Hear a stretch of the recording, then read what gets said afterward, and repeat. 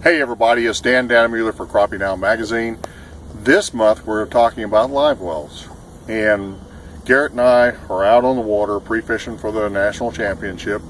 Wanted to tell you a little bit about how we're using the live well on my boat out here in Mississippi.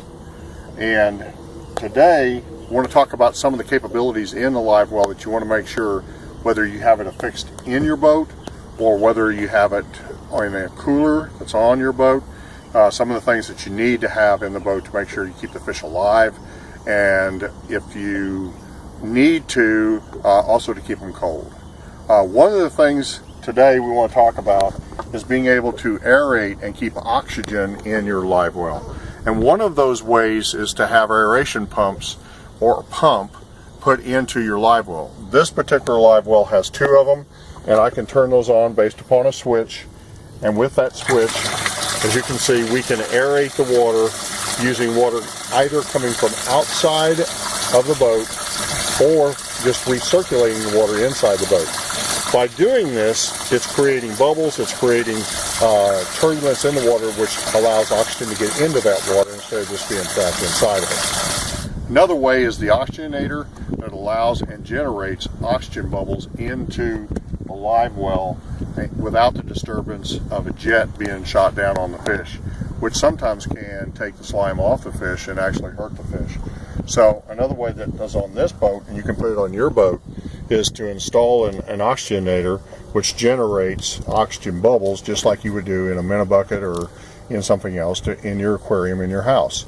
So the black item that you see here is the oxygenator, and it allows that to happen. So two ways to keep oxygen to your fish. That's one of the major half of keeping fish alive. Another way you can keep your live well or your fish storage area cool for these fish is to go in and to use Arctic ice blocks or to use a cool well. And a cool well is nothing more than a pump with some hoses and a temperature gauge that you can control the temperature of the water, and you can either hook it to a cooler, a big cooler that's loaded with ice, and inside of that cooler, or as is in my boat, I've installed it next to the live well.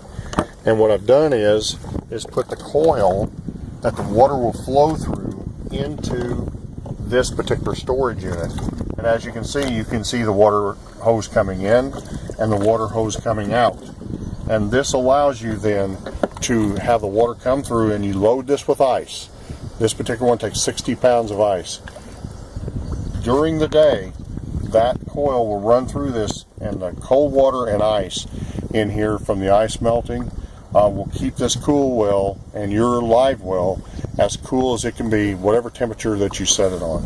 So what we've done here is control the temperature for the fish, and we've controlled the oxygen in the water, so it should help your chances of keeping your fish alive if you desire to keep your fish alive.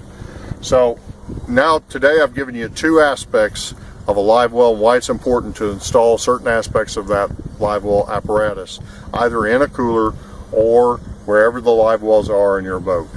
With that, this is Dan Dannemuller with Crappie Dan magazine.